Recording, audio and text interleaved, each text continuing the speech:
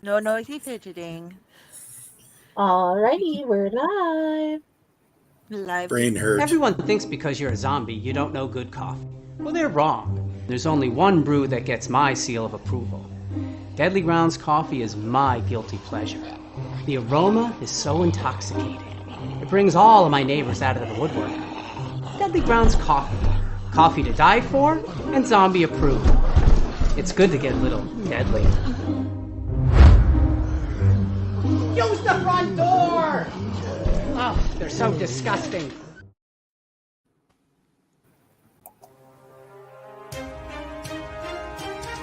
The Dorkening and all affiliated shows are not intended for anyone under the age of 18.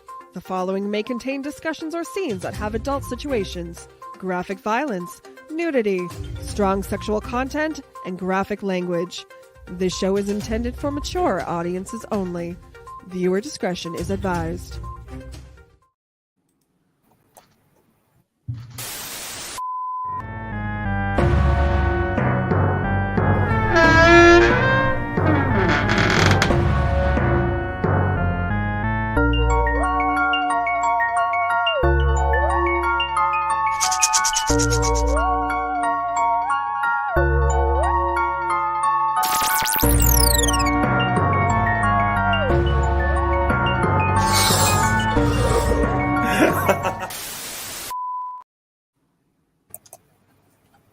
Hello. Greetings and salutations, everyone. I'm your Uncle Necro, and I'm welcoming you back to the Tomb of the Terrible. And normally we once in a while we have to have a discussion to figure out whether a movie we watched truly is terrible or is just Italian. And tonight is one of those movies.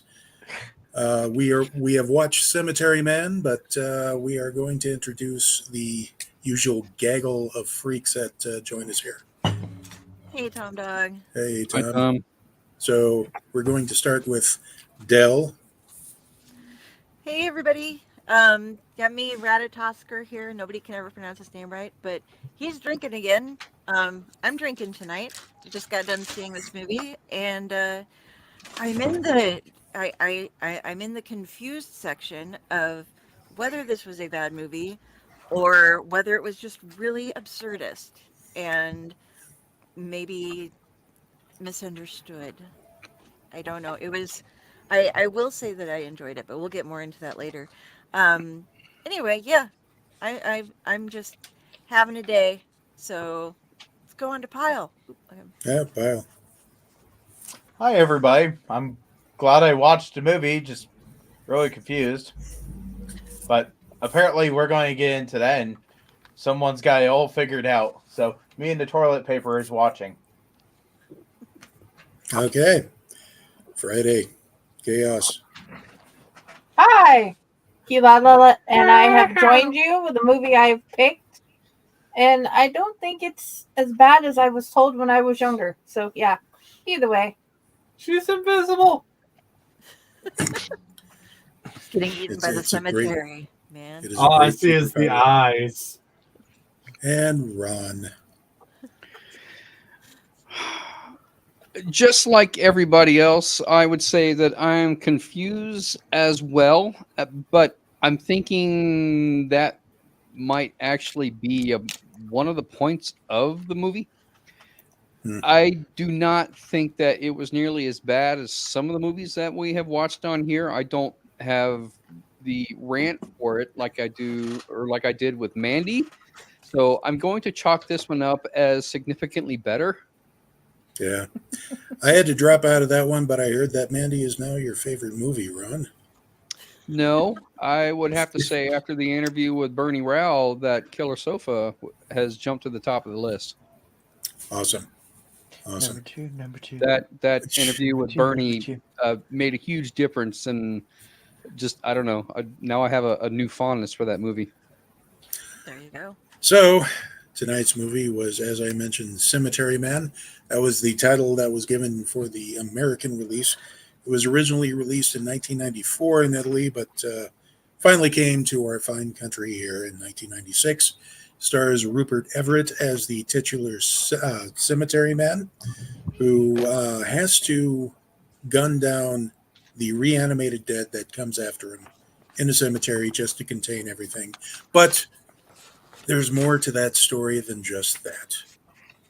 Believe me, this is not just another Italian rehash of Night of the Living Dead. Oh no, this has so many layers. Not so much like a layer cake, more like, let's just say, an English parfait that mixed in a shepherd's pie in with pudding and all that fun stuff. Shepherd's pudding. So, some interesting facts that I did come across. Rupert Everett was the actor who was basically the physical example of that the comic book Dylan Dog was based on. Ooh. The physical, and so as a joke, the makers of the movie dressed Rupert Everett up as the Dylan Dog character. So that was wacky. Dylan Dog had his own movie. Yeah, but that was later. The comic came way earlier. Having just read Batman Dylan Dog issue 2, I can see that. Yeah. So let's get some impressions here. So starting with Del, what did you think? Well, do we want to give a brief synopsis of man is fighting off things that keep coming? He has a poor guy that doesn't show his intelligence, a kind of a lump living down in the basement, and this thing that helps him to bury it's Nagi. And Nagi doesn't really speak much. He throws up on people and drools a lot, and kind of makes grunts and things like that. Well, he does play a mean toggle harp, though. To be fair, he only throws up on you if he thinks you're pretty.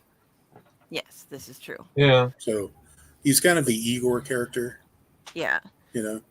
And these people keep coming up from the dead, and he has to, usually within 7 days, kill them. But there's a girl who he falls in love with over and over and over, who keeps re-encountering the same person, but as well, the same actress as different people, but he keeps falling in love with them. They're supposed to kind of be like different, I think they're supposed to be different reincarnations of her. I'm not positive on that, or else it's explaining, because they're always looking at trying to get out in the world and what's out in the real world, and who knows what there is. Maybe there is nothing, and so maybe she just keeps getting remade because there's only so much world that exists. She always seems to know who he is, regardless of the incarnation that she's in. Yes. She somehow has a connection to him. But he first pisses her off because he's like glad that her husband's been dead long enough that he shouldn't be rising again, and that kind of isn't what you say to somebody who's mourning their husband.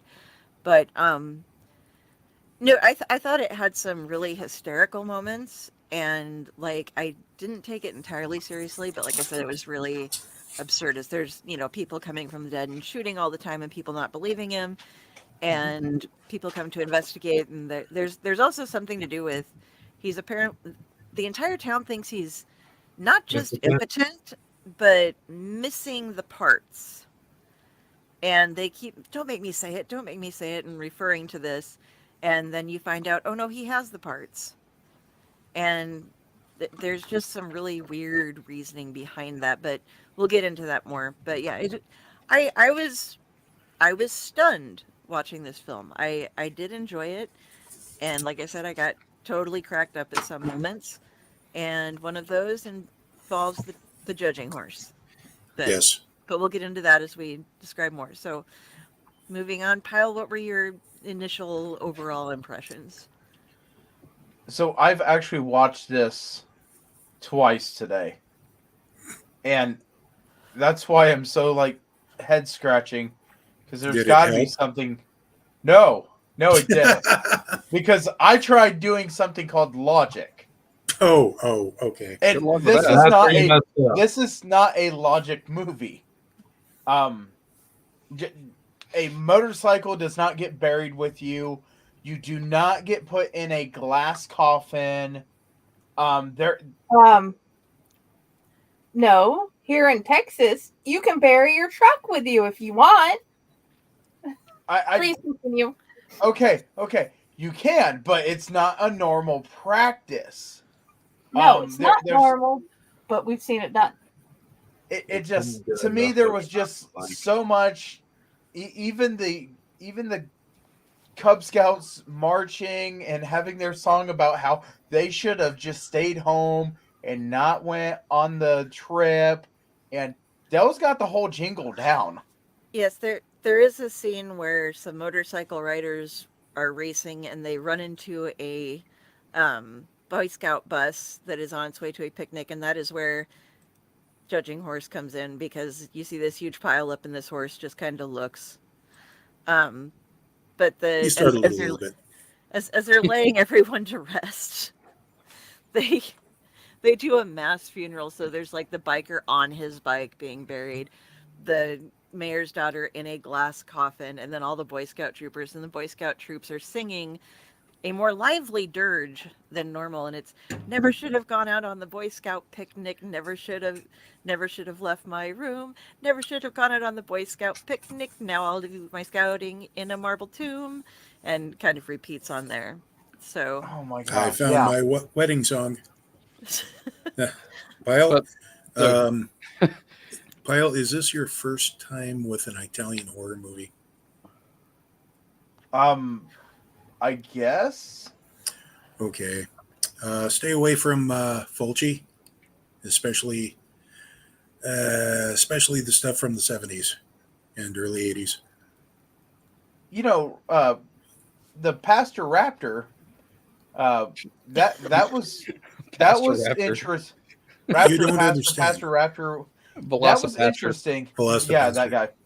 Yeah. Yeah, that guy. That was interesting. That wasn't Italian, though. However, if you're a fan of what you would call linear storytelling, or as Pyle mentioned, logic in the way things go, this will make your head explode.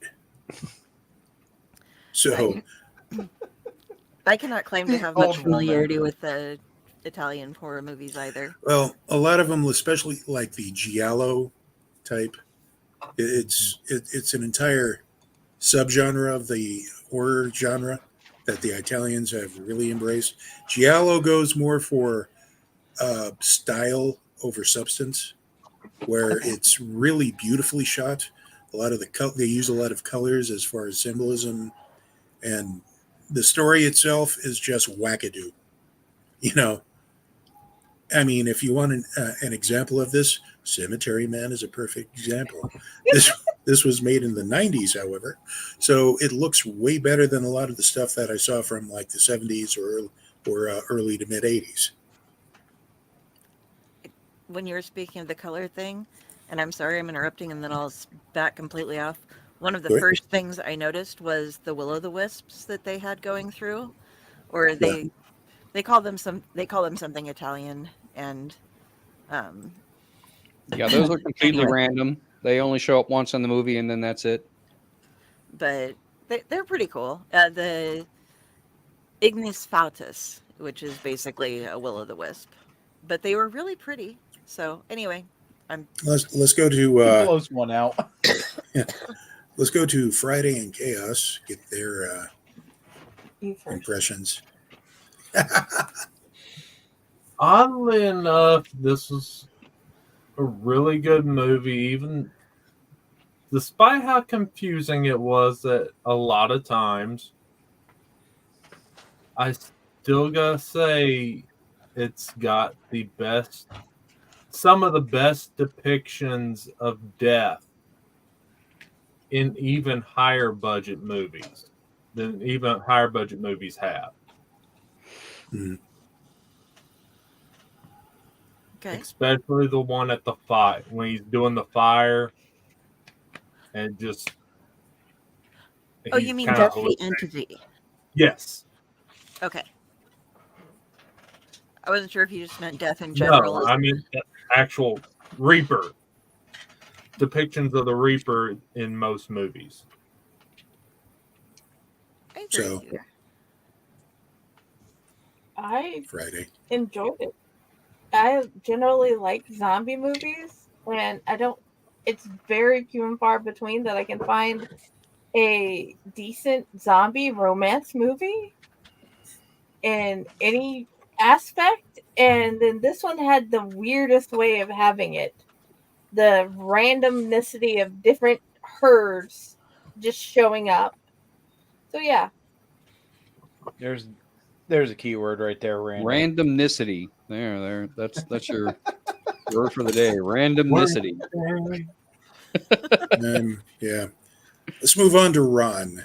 What did you think? This movie reminds me of the play Waiting for Godot, if anybody's familiar with it.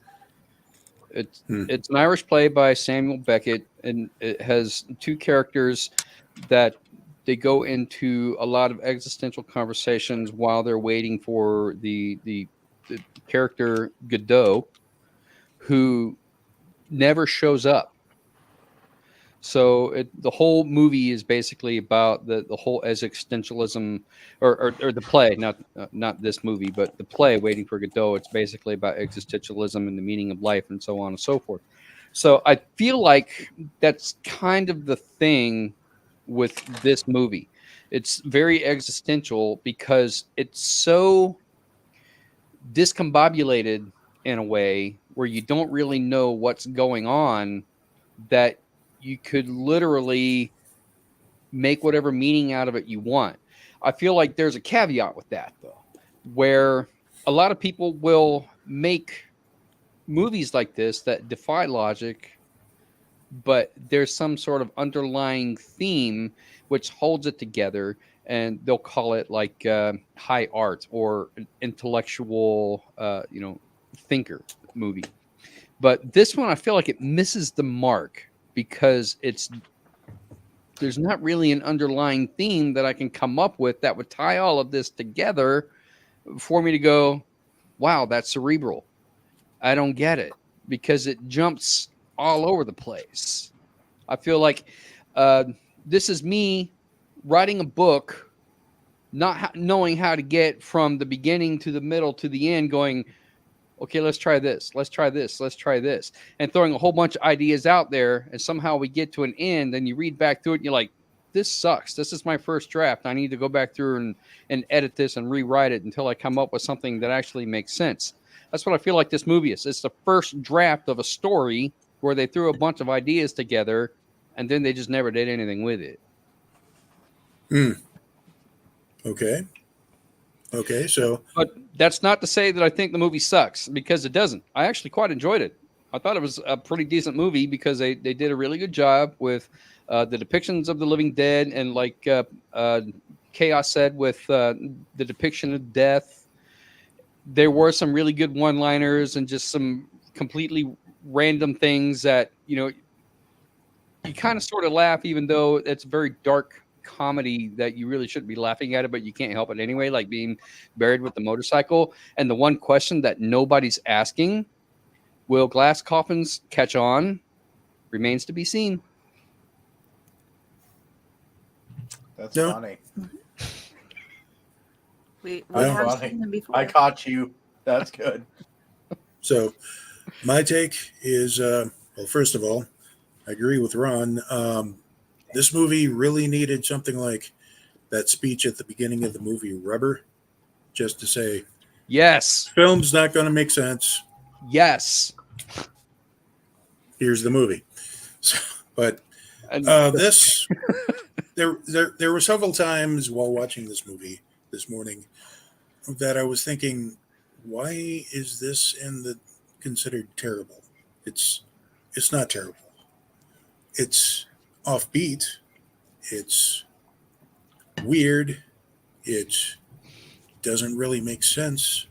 The narrative part of things And as time went on, it just got weirder and even more.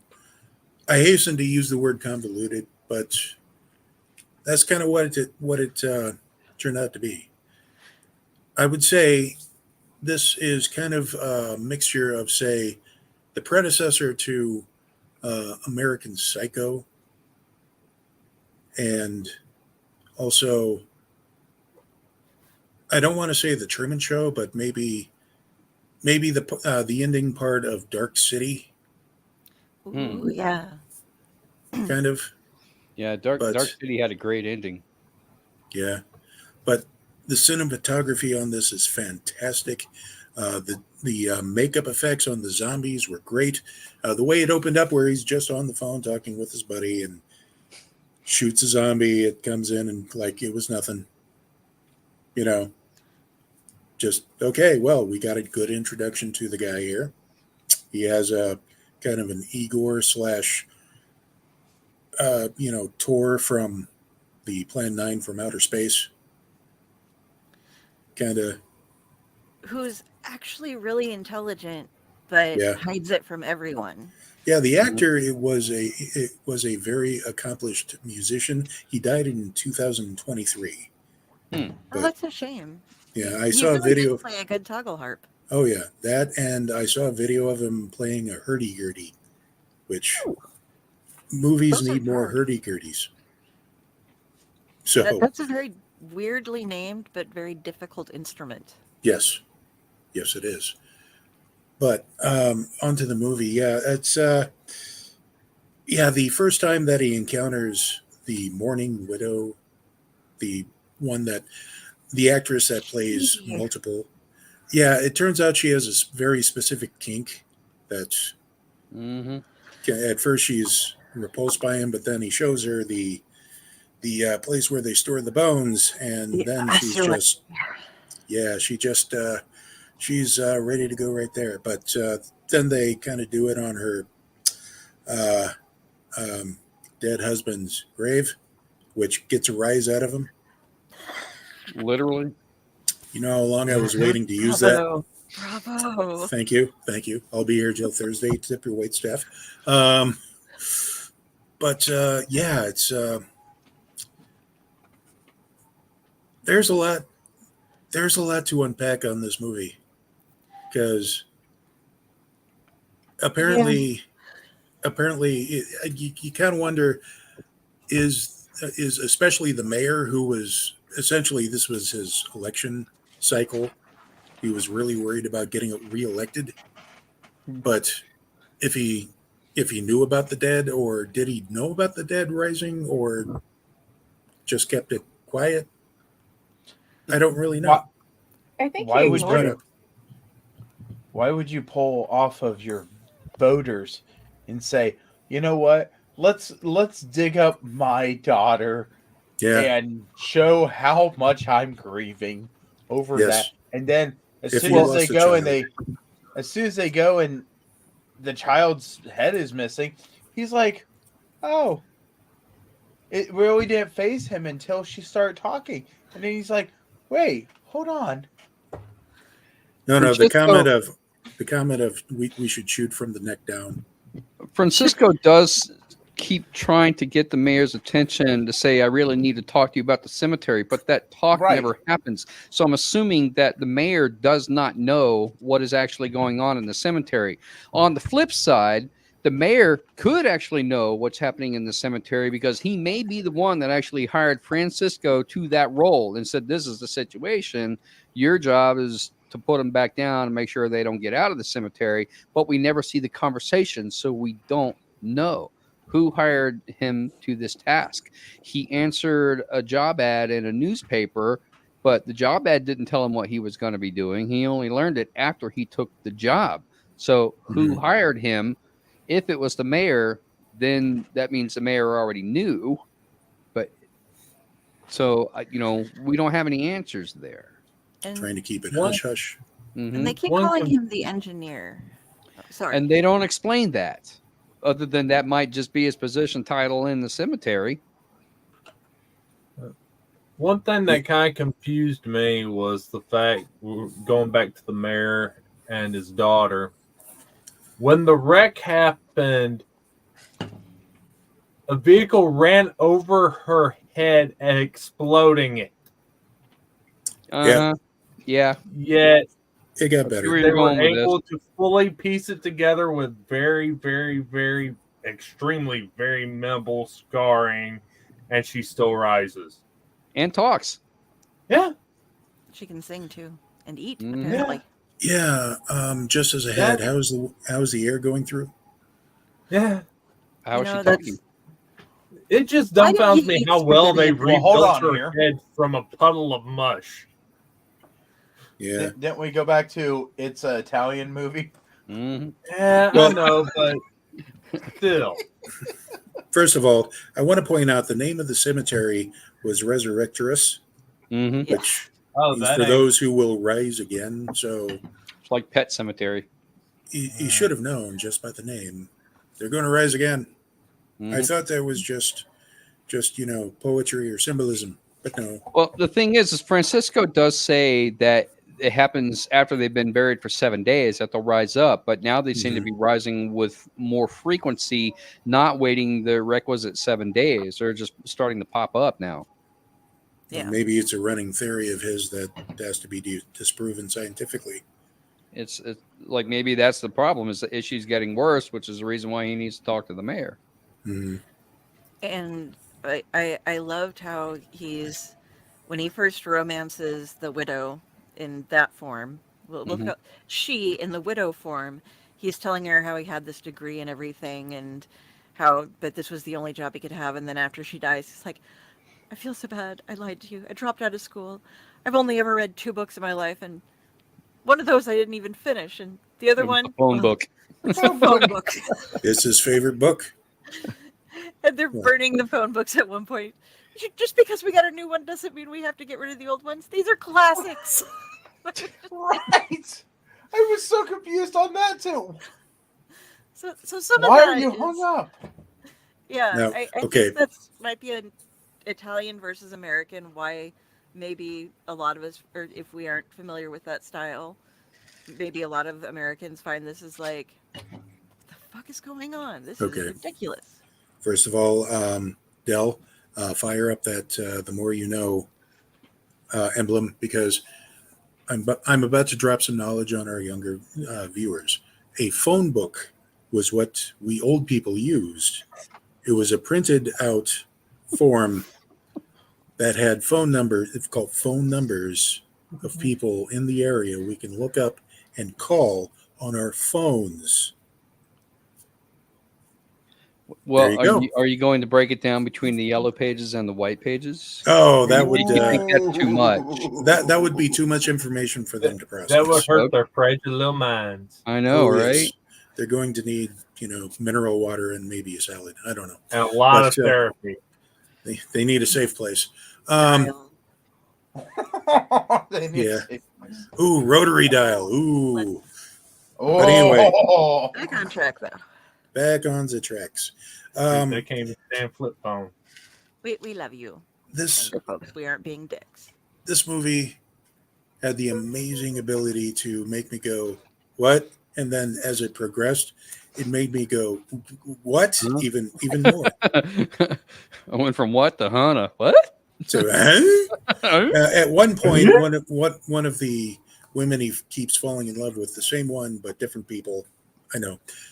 She had a phobia about being penetrated, so he goes and wants his wang cut off, but the doctor couldn't do it, so he just gets, I guess, saltpeter is what they use to produce impotence for a temporary time. So he gets that done, and then she goes and goes, oh, I was raped by my boss, and now I no longer have the phobia, and I'm going to go marry him now. Bye. Hey, Robert. Let's go. Bye. Nice to Wow. see you back. Away from Scotland.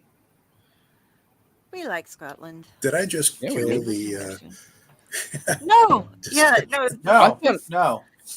I actually thought he was doing chemical castration. Saltpeter would have made a hell of a lot more sense.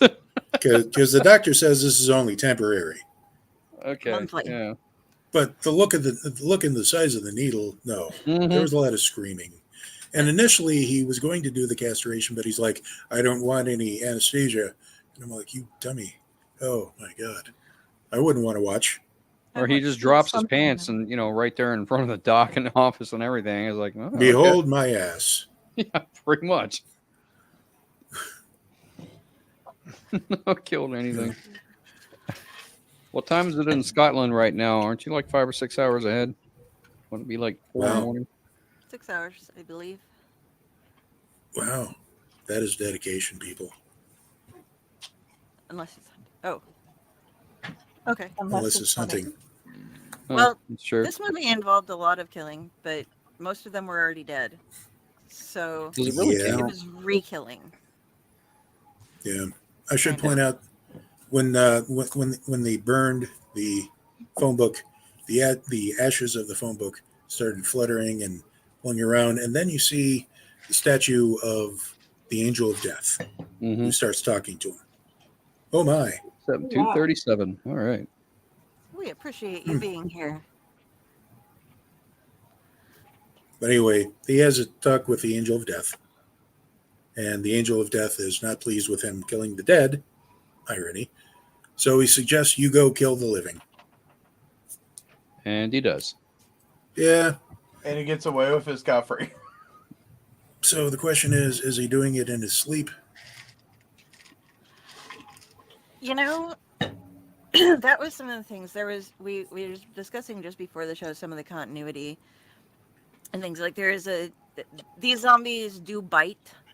And there is a scene where he is bitten. Quite huge gouge chunk of him is removed. And then like a scene or two after that, he's on the phone with Franco, his buddy, with no issues at all, like holding his head on the phone and stuff and walking around. You see him again without his shirt on and there's nothing there. Right. But then later on, we go back and he has this bloody bandage and stuff in place. And there's a thing with Franco. That's what I was getting ready to bring up. Yeah.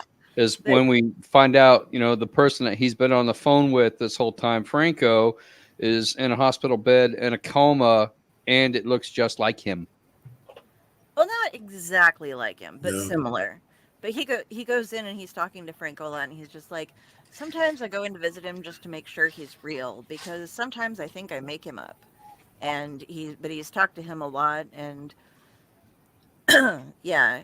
And so he talks to Franco and falls asleep in the dream sequence. But, maybe it really happened. We don't know. But you're clear. Just get ready to dig some more graves, because the inspector is the dumbest inspector ever. You mean she died here with it? Couldn't have been you. Oh, you're running around with a gun in a hospital where people just got shot. Couldn't have been you. But, yeah, towards the end Glad to see you got the gun. And you can defend yourself. Is that somebody sent in the M3 form or the W3 form, whichever it was, to the new mayor, citing that there are people rising from the dead in the hospital, and he assumes Franco must have done it because Franco is the one who had originally done it, or who had originally suggested giving him the form when he sees him and the one time that he goes to visit him. And yeah, and wasn't he calling the skull that he keeps trying to rebuild Franco? I think that was more of a puzzle. The gravedigger's the last line of defense. He was. I mean, engineer. Well, no, you got Nagi sitting there like sharpening his spades towards the end. He was like, "I'm gonna get this done," because he's like, "I'm not going to turn." And he's like, I'm joking. Yeah, Nagi didn't give a fuck about anything, because even when like the dead is attacking and he's just sitting there watching TV eating that big heap of spaghetti and everything's going to shit and he's just like, whatever. Yeah. Well, okay, so going back to the mayor's daughter. She wasn't a kid. She was a kid for their age. She was 18. Yes. So, yeah. The one that Nagi fell in love with. And he showed his love because he got really so nervous that he vomited. And I remember junior high dances. I was right there with him. Well, you want to dance with me? Oh, sorry. But Well, he still got a little head in the end, so he was good. Yeah, I Uh, was waiting for somebody to do that. I wasn't going to go there, but congratulations, Ron. All right, somebody had to say it. But yeah, he digs her up and takes her head, and they're both talking, and she's like, I kind of like you. If you want to kiss me, I'm not in a position to say no. say no, but I don't think I want to say no anyway, Okay. if she had. But then he walks off, and she starts following him somehow, just the head, just kind of. Veil Just behind like her. those little neck tendrils moving like flagellum Yeah. on moving her along. So And what that was was she around- doing? Swallowing air to propel herself, or what? I think she's just using her neck skin. She was very. She was. Well, we saw later she could fly. Yeah. Yeah. Yeah, what's up with that? Okay. This kind of goes into my ending theory, which we're getting to. However, there's still a lot to unpack here. Yeah, so at one point, Nagi's television is shot because rather hilarious scene where he has headphones on and he's eating, and there are zombies. The zombies of the Boy Scouts are invading the house, and the cemetery man is shooting them all, and he's just oblivious. He even like shoves one off that was killed and fell on top of him. Just keeps eating, watching the television, oblivious to everything until the television is shot. And it was heart-wrenching. They were all out scouting in their marble tombs, and he lost his television because of it. Yes. But it provided the perfect place for his Oh, yeah. head. Yes. The head girlfriend, if you will. Mm-hmm. The head cheese. Who, yeah, when the mayor showed up, walked into the room, and he's like, "What's that smell?" It's me. I'm rotting very quickly. Can I marry this guy? You are now part of the. We Too we much love like you. Terry Pratchett. Yes. You are now part of the Ally extended family because yes, Terry. Good news, Sir Terry. So, anyway, holy cow! There's, as you can tell, it crammed a lot in about 2 hours in this movie, and Oh yeah. the ending. Let's go ahead and talk about the ending. So Yeah, he goes to visit his friend in the hospital. And he's sitting there. Nun comes in, chides him for smoking in the hospital. He just shoots her. Doctor comes in, goes, "What is the nun doing on the floor?" "Oh, she's praying." "Okay." And then he gets shot. And then a third person comes in and gets shot. Just, boom, boom, boom. And he's just all nonchalant, talking to his friend. Yes. Oh, the reason that he went in to go see his friend, though, we need to let people know, is because the night before that he ran into the third or fourth iteration of she, and she was a prostitute this time. Okay, yeah. It's like, fuck you for trying to charge me for love, burned her and her roommates to death, and then when the inspector came to speak with him, he said, You're off the hook. these people died, but we already got the person who did it. They went home and shot their wife and daughter, then drank a bunch of stuff and went into drank a bottle of peroxide or something, and it got admitted to the thing, and they admitted to their crimes. And so he was like, "You stole my crimes. I'm coming to find out why you stole my crimes." So that was kind of the thing. Which kind of leads to me wondering, was this cemetery man character, was he like the Tyler Durden of the entire thing? From That's his a point good of view? question. Yeah, so there's a couple little hints. Like they end up deciding that they're driving away. So he and Nagi go hop into his little Volkswagen Bug and drive off, and it's like at the end of the tunnel. And I was waiting for Carpenter's help me out here, Sutter Kane. Okay. In the Mouth of Madness. Yeah. I was waiting for the tunnel to turn them back around so that they had to come back in, like they could never leave. Yeah. But instead, he has to slam on his brake and they're at the end of the world. They Yeah, can't there's nothing drive anywhere. beyond. Besides mountains and a river. But If you'd like a machete, this is my yeah, machete. yeah. A machete. Sorry, so machete was like had to pull up machete. Okay. But yeah, it's he it looks like Nagi may have died, but he doesn't.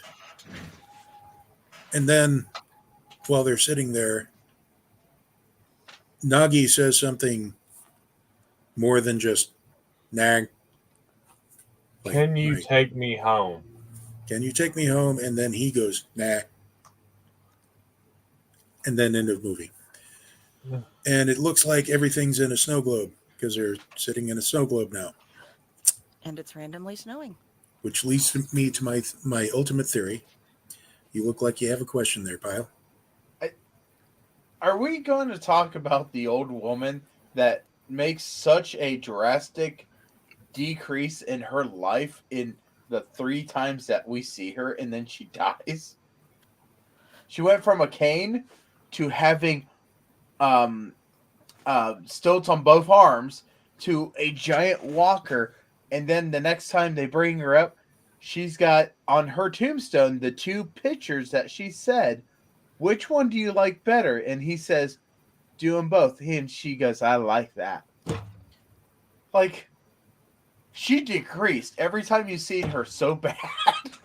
I did not notice that. I knew I she didn't was either. walking impaired. I know who you're talking about, though. The old lady that always Yeah. was going in to visit somebody, Yeah. and she's like, nobody showed she up went- today, and all of She that. went from a walking cane to no one showed up today. She was a cripple. And then the last time you see her, she's in a giant walker. And then next time when he wakes up, his assistant is already buried her. Well, who is this? And he sees the tombstone and he goes, ah. Yeah, interesting. I didn't notice that. Well, Robert, that we're all. watching Cemetery Man. Well, the thing is, that could be contributed to the fact that when they did this movie, they didn't really do day transitions that well. So No. the 7 days before each group was raising has passed, and they were raising on that 7th night. It just didn't. It just seemed like it was one or the 2 days transition of later. time was Oh. poorly handled. But I yeah. still think that she felt. I mean, it all had to have happened within a year, and to go well, less than a year is in one season. It's like So you're saying a lot of time was passing very quickly. We just didn't notice it. Yes. It was For us, definitely it seemed like, fall. days or, or maybe hours or, next night. When in reality, it could have been over the course of a couple of months. Yes. Well, it was fall because there was a scene where, Nagi was raking the leaves, and it was said that he really loved the leaves. Yeah. For some reason. But okay, here's my theory. Here's my grand theory that ties everything together, will make everything make much more sense. I highly doubt it, but go for it anyway. There used to be a TV show called Saint Elsewhere. Yes. When that TV show ended, the last scene used was they pulled out and Saint Elsewhere was inside of a snow globe being held by an autistic child. So the entire, how many seasons of that show went on inside the kid's head while staring at the snow globe. Thus, this ending in a snow globe, this was just a different snow globe of that kid, and the entire thing was just in his head. Yes. But what are you asking what is called, Robert? Yeah, the movie was called Cemetery Man, and it was from 1994. Yeah. We never got that over okay. here. Okay. I don't know I don't know where to tell you how to find it. Well, it could be under the Italian name, DELLAMORTE DELLAMORE. Yeah, and that was the other interesting thing. Hey, let's put that up real quick. Originally a novel written in 1983. Maybe the novel makes more sense. No. You read it? Yeah. Hold on. I will put the original title in. Here we go. That should be going out to everywhere, so I'm not sure where people are looking at it, but DELLAMORTE DELLAMORE, because that was his mother's name was DELLAMORE, so it's of love, and his last name from his father was DELLAMORTE, which is of death, so the love of death, or the death of love. That is so goth. I'm not sure, but Word. yeah. The thing with the phone books, though, also when we jump back, when it goes up to he not only reads the phone book, but every time somebody dies, he crosses their name out slowly in the phone book.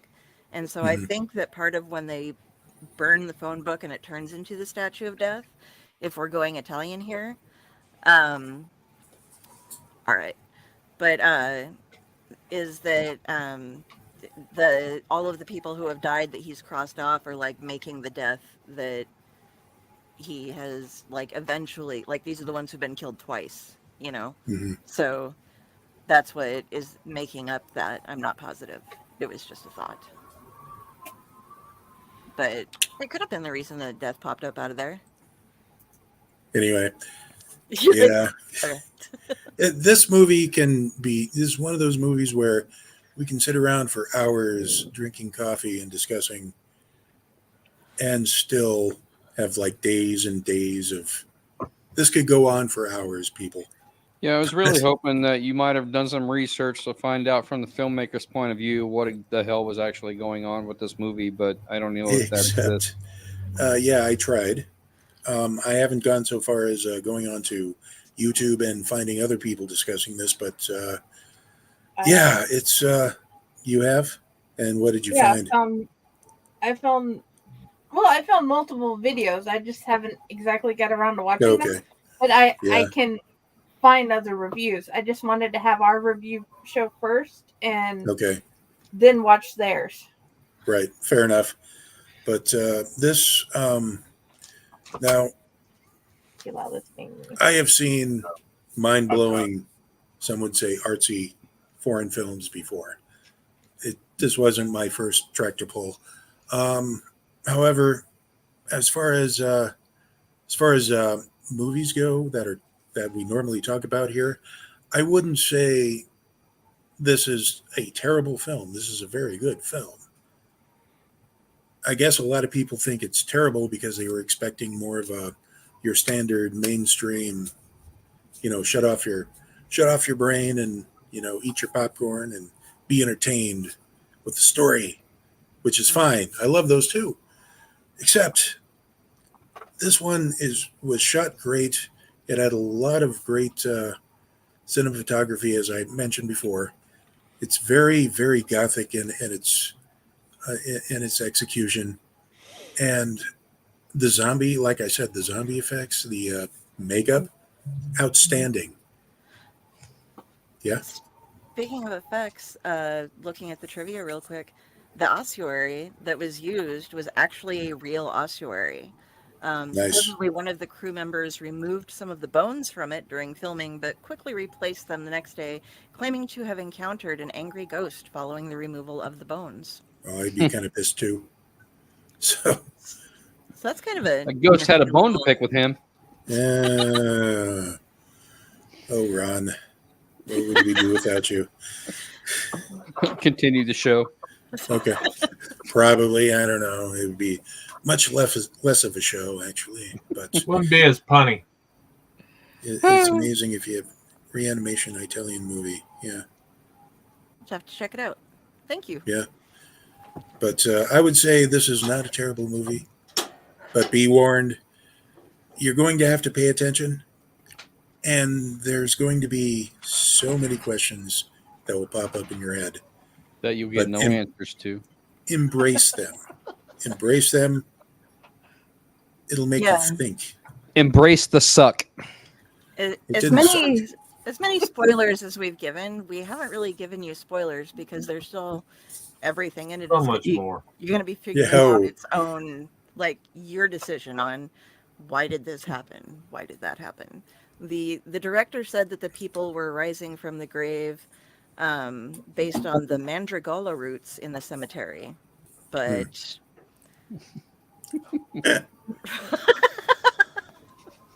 Ron, what did you do? I Yes, you do are a now lot of really things. officially part of the I do a lot of things. Can you be more specific? What did you do, Ron? So, James, Now, I have the 5-star reviews. Now, to give you an idea of what kind of a cult classic this thing is, the entire thing is like 101 reviews, and 73% of those are 5-star. There's only 3% that were 1-star, but I will just give a couple.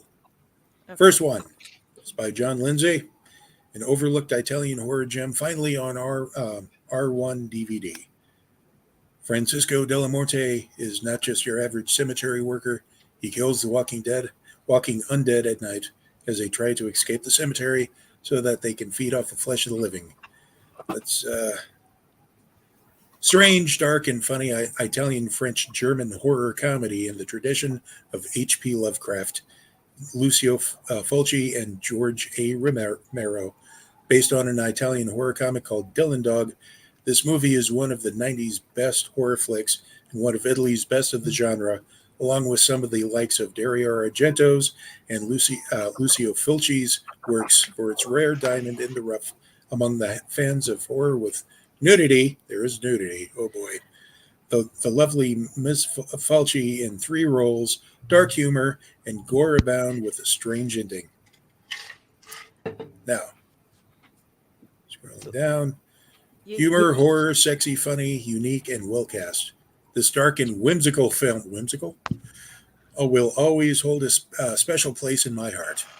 It inspired me to go to mortuary school, and I would still really love to work in a cemetery. For the time being, I'll enjoy visiting relatives at the cemetery around town. There you go. Rhonda, 5 stars. Good. I love it. I see that one. More to the point. Good job, To the Rhonda. point, yes. And last one I'm going to read, awesome slasher comedy film. I saw this Slasher? movie. Yeah, that Yes. don't fit. I saw this movie when I was in high school on the Bravo channel back when I used to play movies, when it used to play movies and not really TV. It's taken me a little over 15 years to track down an actual copy of this movie that you can play in America. I am satisfied with my purchase. Great movie.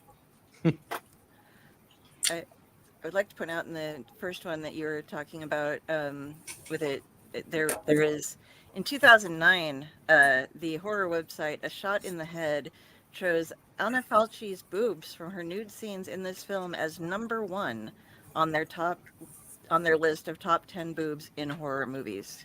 I'm okay with that. They were quite interesting. nice. That was like, That's fair. That's a fair review. Yeah. so 2009, so that puts a lot of things in between, and she was number 1 on this list. So Since we showed the warning at the beginning, I'm just going to say that those were some rather large areolas. they were. Robert, we can try to work on that in the future, but right now we're actually getting to the wrap up. Once we do the thing, we're going to do our votes for it and spin for the next movie. But definitely we'll talk to you after it's done if you want to stick around for a short bit. Yeah. I don't know which site you're posting from on Facebook, but we will track you down and I will chat with you in a bit about that. Awesome. Always love meeting new people. Yes. So, yeah, this is now the portion where we give our rating and whether or not we would recommend this. So, starting with the Delphine on over here. I'm going to go with like a 9.5 out of 10. I really enjoyed this, and I would recommend it to other people to watch as a good serious horror film, as well as having the I've warned them there's a bit of absurdism involved. But I really, this is one of the ones that I could watch again and again, I think. The mentioning of the Dylan dog thing really made it click with me a little bit more. So before that, it was a little lower, but it went like, oh, okay, I see where they're coming from there, and that adds to it for me. Yeah, it's definitely a better Dylan Dog movie than the actual Dylan Dog movie that came out. But yeah, Pyle, what does your toilet paper roll say? 7 out of 10. Okay. 7 out of 10. Yep. It's not bad to watch it. It's just I put a lot of thought into the movies, and it hurt. It hurt really bad. And I can't eat spaghetti with sauce. Mm. And it hurt there too. That was a Did you big not ass think- plate of spaghetti he was eating, and the loaf of bread and everything. I was like, damn. Oh, dude, I was watching it going, I want spaghetti, but I can't have it because of a circumstance. So Reasons. here he is every single time there's spaghetti. I'm like, I hate you so bad. Would you recommend it to other people, though? Absolutely, but I'm not going to tell them, and I'm going to tell them there's a whole thought process behind this, and they're going to go and say, what the hell was the thought process? I don't know either. Today we test our friendship. Yeah, right. But Ever allowed to pick It's the first movies date kind again. of movie. If she can get past this one, then yeah, you can. She's a keeper. I am not apologizing for what you just watched. I want to see what you thought of it. And if your brain hurt, you're in the same boat. We can be friends. I want a divorce. But Friday and Chaos. Do you want a divorce? No. Okay. Good. So, Okay, good night, everybody. The Good, the All right. Terrible has not hurt our marriage. So what's your Yet. rating? Oh, Probably about 8.5. Would you recommend it? Okay. Yeah. Because it got boobs. Oddly, no. Well, There's, yeah, oh, there's better ways Nice to watch ass. them. It was right there. I could see it. on a big 70-inch TV. Yeah. I'd give it. Which way am I need to go? I need to go this way. I'd give it a 10. Wow. All right. Okay. It's one of my favorites. Has been for a while. I recommend it to be on the shows because whenever I was younger, a lot of adults told me it was a terrible movie, and I'm like, I don't see why, but okay, if you say so. So I went by that. One hurt too. But I do recommend it. I have recommended it. That's why Yeah. we're doing this. Oh, yes.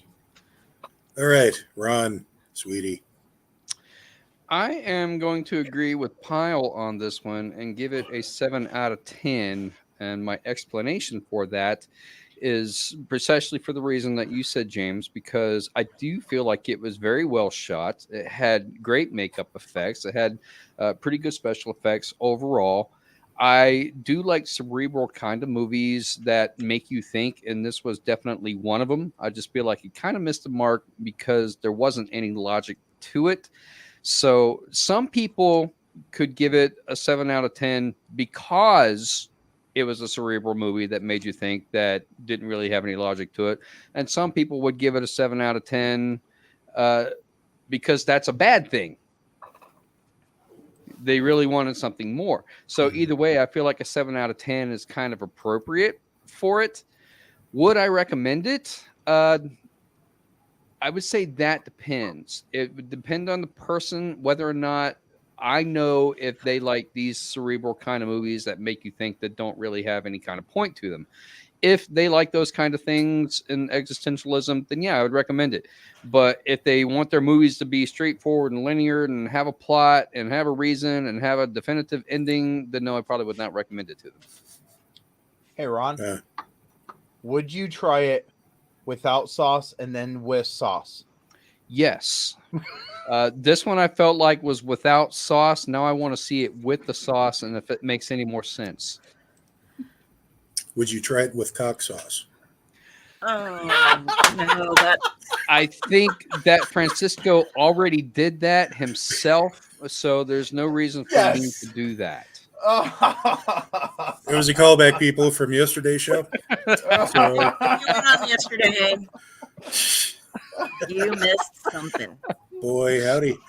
Oh my gosh. But anyway, I am myself. Let it grow. Let us. I am going to give it an The horse is 8.5. judging you. Yes. I am giving this movie an 8.5.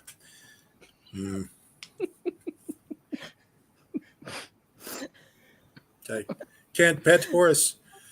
Oh. I thought you were trying to smack it. Okay, you can put yourself up. Be gone, judging horse. Be I shall gone. judge you. Ah, We've got the trifecta now. We've got all Yes. three of them. it's happening again. But no, 8.5 here simply because I watched it this morning. Now, keep in mind, a lot of the movies that we go through, I can throw it on, do a little something on the side, and still, keep up with what the movie's doing. This one, I started it, and I couldn't stop watching it. I had my pad of paper being neglected of writing because as this unfolded, I was just transfixed somehow just to see what was going to happen next. And yes, it makes no sense. That, I think, was the point. There was a heavy dollop of absurdism in here, which I found rather good. When I figured that part out, and that happened early on, I could just go with the whole flow of the things. And like I said, I could we could talk about this for hours, just dissecting little minuets of everything that went on in this movie, especially that ending.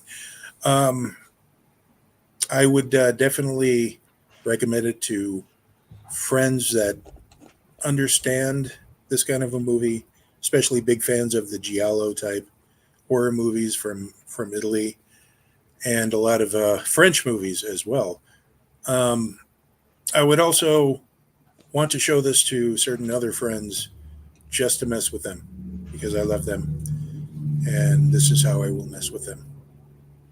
Maybe not a selection for the yearly birthday lament, but maybe a special weekend thing. I don't know. So anyway, that was our movie. Let's get to that wheel. All right. Before we One spin the wheel- question. Yeah. One question. What was the movie that we reviewed? And I want to say that it was Thanksgiving, where it had the one character that every time he's in scene, he's wearing a different T-shirt. What was that movie? Oh, that was Was that Thanksgiving? Lamageddon. Lamageddon. Yeah. I feel like this movie, Cemetery Man, is that character. Every time you watch this movie, it's going to be like the movie is wearing a different T-shirt. That's an interesting assessment. Okay. You just made me start thinking about Lamagan again, and that doesn't sit well with me whatsoever, sir. You were You're fired. welcome. You were fired. All right, Robert, there's your answer. What did you do, Ron? Sacrilege. All right, Robert, we're tracking you down right now. We're hunting you. You're being Oh, boy. hunted. So yeah. Oh, it is now time to pull up the next movie. Is everyone ready? Yes. We've quit Low adding to it for a morality. little bit Turn, because turn, we have turn. to get rid of some of these that we have on here. So, Jenny, are you ready? Yes, I'm ready if you are. All right, 3, 2, 1, Ooh, go! Sleepaway Camp. Come on, sweet sleepaway camp. Come on. I've already seen Sleepaway Camp. I'll watch it again.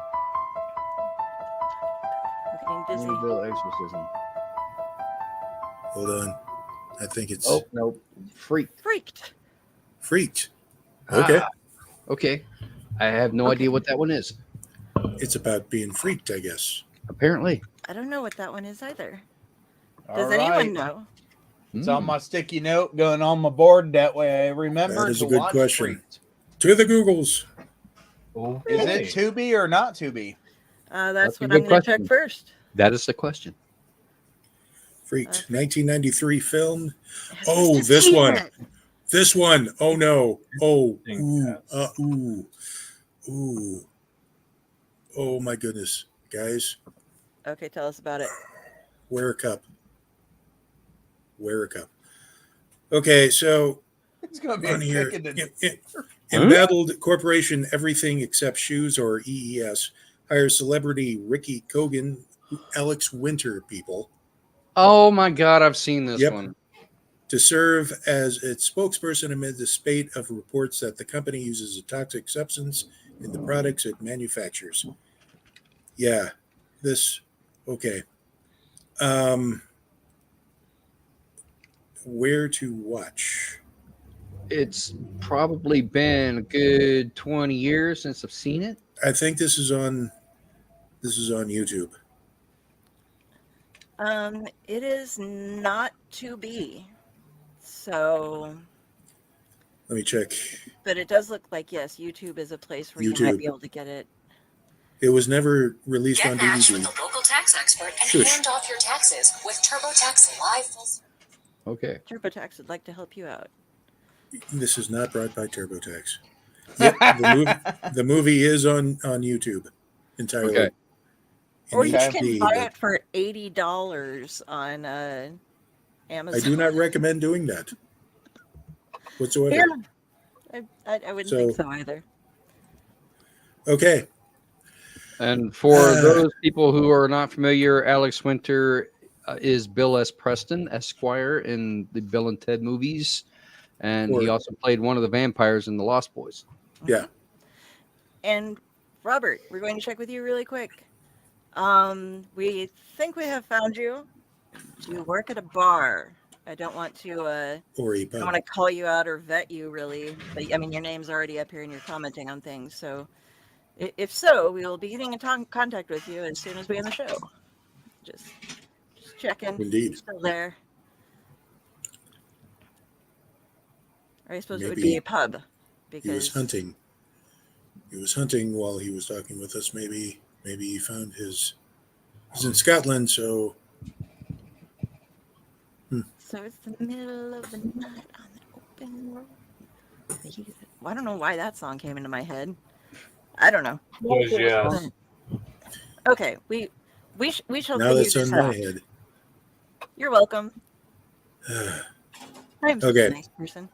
All right. Well, we are going to do our best at tracking down Robert, and you guys look forward to this. Let's go through and see what everybody's doing for the rest of the week. Oh, wait, look, I'm first. Sorry, I'm a little. Oh. What she said. Yeah. So, hi. I'm Delphine on the Owlite Network. You can also find me at Kari, Kari Sanders, over on Facebook. If you see this, that is me.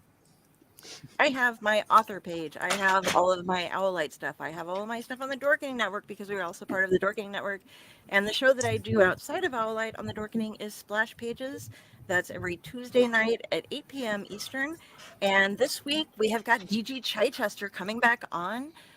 He just wrote the 4-issue series Daredevil Black Armor, and since it is the 60th anniversary of Daredevil this year, and a lot of big stuff is going out, we're going to be talking to him about that, as well as some more Daredevil stuff, and some more of his just non-big two, his own creations and things like that. So yeah, that's where you catch me. And if you want to try any of my other social medias besides my regular Facebook page, you'll be talking to Friday down there. But let's move on to pile I keep. Where'd you go? There you go. Hi guys, I'm Pyle. You can find me here on the Light Network. You can Locked find me in on the attic. Facebook. Oh. You can find me on TikTok. This weekend or this Friday is not one of the Chainers Haunted Secrets. So catch me next Friday on Chainers Haunted Secrets, where we do a lot of investigating into the industry of haunts. We going down to Friday now? Okay. Do you want to go first, Josh?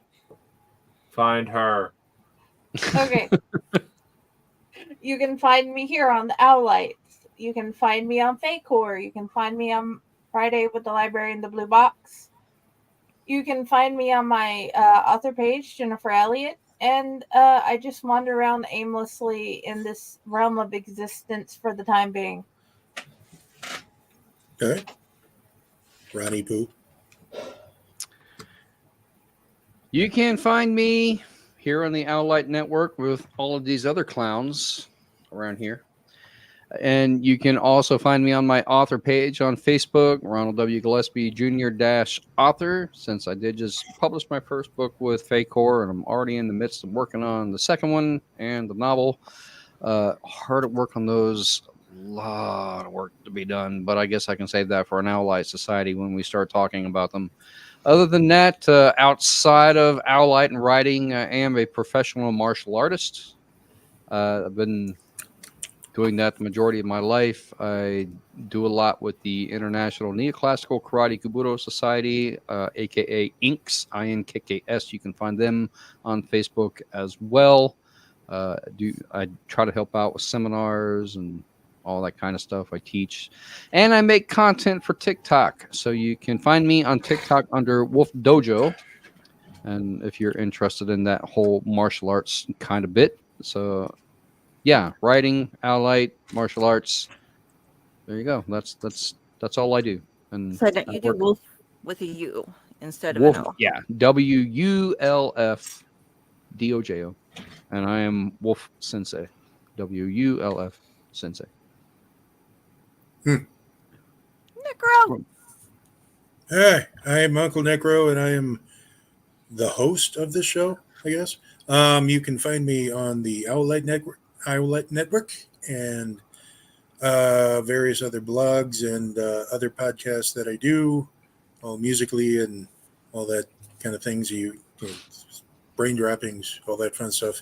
I'm about to be published for the first time ever, so we'll see how harshly I'm going to be judged by my soon-to-be peers. So, till next time, this is your Uncle Necro saying, get some help. Good night, everybody. There is no help for us. Trails to you.